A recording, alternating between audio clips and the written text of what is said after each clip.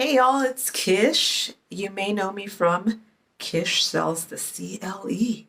hmm And, I can't see. I have my eyes dilated today and I can't see anything. So I'm going to be wearing my uh, $9.99 um, drugstore glasses.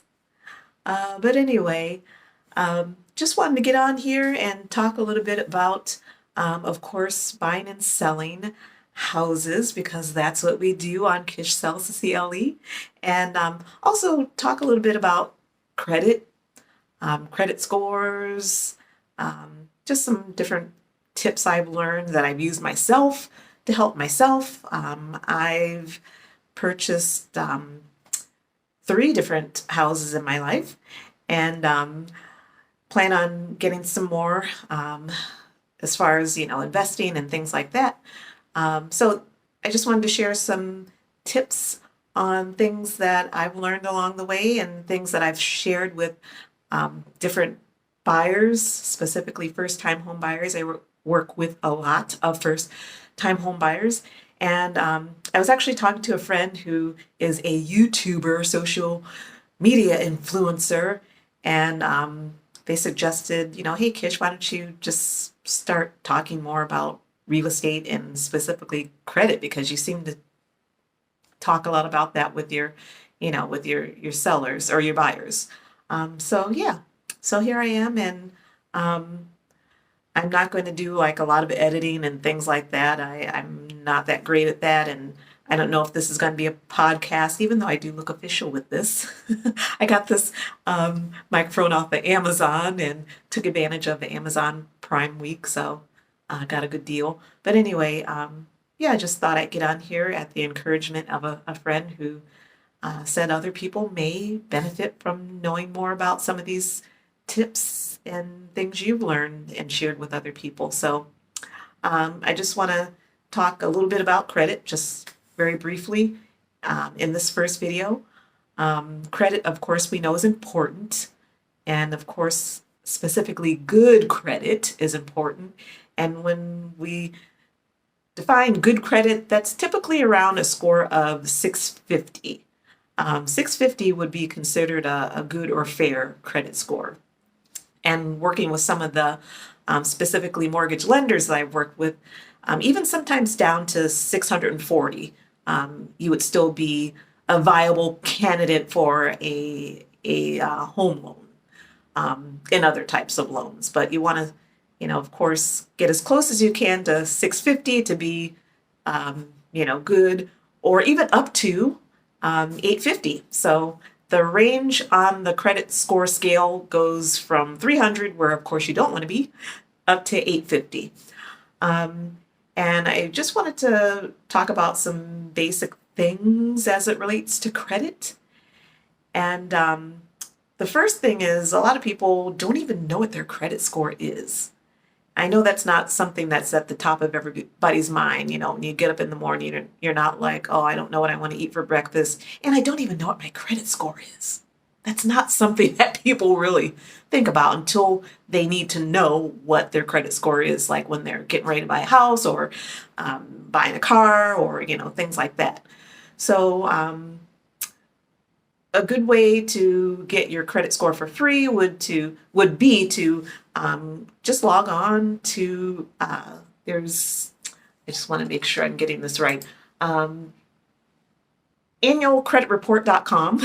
You can get your credit report free there. Or if you've recently applied for credit, maybe for a credit card, that company can provide you with a copy of your free credit report.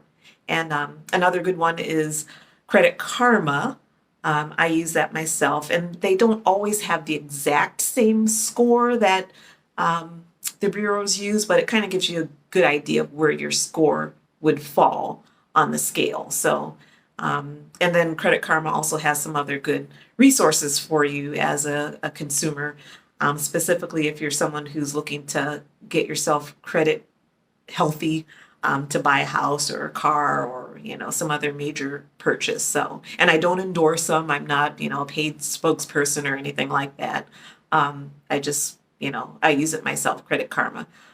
So you number one, want to know what your score is, and number two, you want to understand how your score is determined. So how your score is determined is calculated by a few things. The biggest thing is how you repay your debt. So that's 35% of your score. 35%, that's huge. So on-time payments are, of course, what you want to aim for.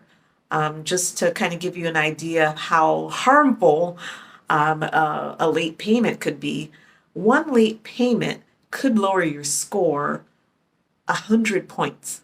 I mean, 100 points, that's huge to have hit your credit. So, and it could stay on your report for, up to 7 years, just one late payment, up to 7 years and ding you by like 100 points. So that's how your credit score, one of the factors that's used to determine your credit score is on-time payments. Also, your credit mix, meaning like what types of credit do you have? Do you have, credit cards? Do you have a home loan? Do you have a car loan? Do you have a student loan? Creditors want to see that you have a good mix of different types of credit and that you pay those on time as well. So you want to look at that. You just don't want to have like, one credit card that you occasionally use and think that you're going to have a good score, or a lender is going to look at that and be able to determine whether or not you are reliable enough to lend to you. So you want to have a good credit mix.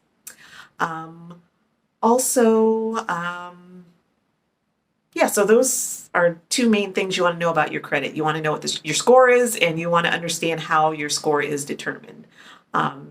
So if you don't know what your score is, definitely hop on creditkarma.com, open up a free account. I think they also have a paid version where you can get your like actual scores that the bureaus use from all three of them, or you can go on to annualcreditreport.com. So credit is important, of course, as it relates to buying a house, buying a car, like I said, and even getting a job. Do you know that some HR departments will actually pull your credit, especially if you're applying for a job where you might have access to like a company credit card or some kind of expense account? They want to make sure that you're reliable and that you are trustworthy enough to be given access to something like that. So even for a job, you'll want to have decent credit.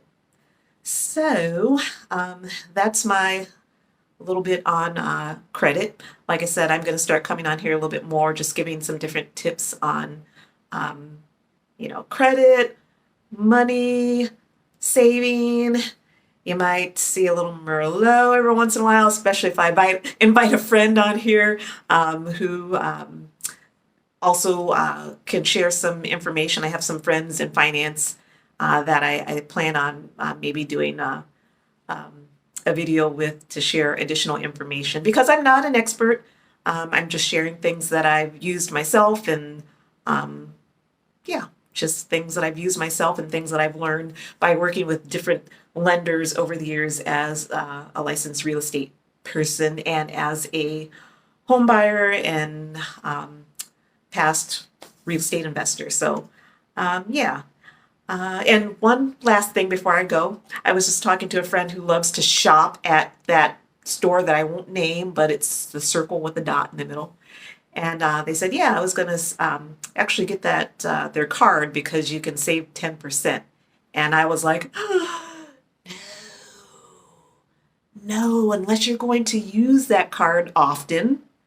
And if you're not going to make any major purchases, that might be a good idea. But just for that particular shopping trip to save maybe, 10, 20, maybe $30, it may not be worth it. Because if you think about it, you're going to get hit with a credit inquiry. And if you're not familiar with that, whenever a creditor checks your credit, when you apply for things like a circle with a dot store credit card, or, any of these other stores, that affects your credit. And if you're denied, that's even worse. If you're denied for that store credit card, you could be penalized maybe 2 digits on your credit score. And you don't even get the card. And that can stay, those credit inquiries stay on your card, on your score, your history for up to 2 years. So you really want to be careful with that, especially if you're looking at maybe, you know, buying a house, which I always encourage to buy a house. Don't rent if you don't have to. Um, but I know right now it is a tight market, and but it's actually a seller's market because there are not many homes on the market. There's not a huge amount of inventory out here for buyers to choose from. So if you are someone who's thinking about selling their home now, maybe a good time to look at that, and especially if you have, you know, a good credit score and good would be like a 650 or higher. Um, you might want to consider that. Sell your home, you know, if you've got some equity in it, sell that home and you know, take that equity and go into the next home. And if your score is good, you're going to get the better rate. So that's a win-win situation. So if you have any questions, feel free to reach out to me. And like I said, I don't know if this is going to be like a regular podcast or anything like that, but just wanted to get on here and talk a little bit about credit. All right, I've been on here almost 12 minutes. So I'll talk to you next time. Bye.